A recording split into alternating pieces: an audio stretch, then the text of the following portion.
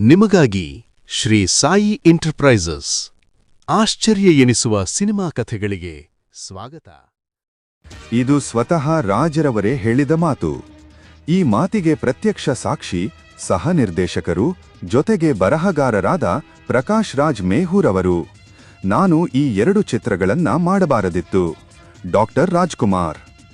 ರಾಜ್ರವರೇ ಈ ಮಾತನ್ನ ಹೇಳಿದ್ದೇಕೆ? ಯಾವುದು ಆ 2 ಚಿತ್ರಗಳು?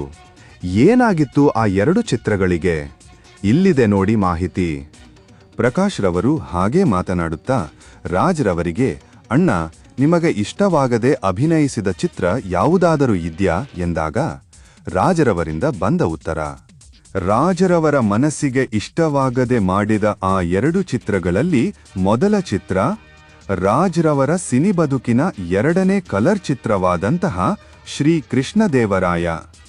ಈ ಚಿತ್ರ ಏಕೆ ರಾಜರವರಿಗೆ ಇಷ್ಟವಾಗಲಿಲ್ಲ ಎಂಬುದಕ್ಕೆ ರಾಜ್ರವರು ಕೊಟ್ಟ ಉತ್ತರ, ಚಿತ್ರದಲ್ಲಿನ ಕೃಷ್ಣದೇವರಾಯ ಪಾತ್ರ ಬಹುತೇಕ ಹಾಸ್ಯಮಯವಾಗಿಯೇ ತೋರಿಸಲಾಗಿದೆ.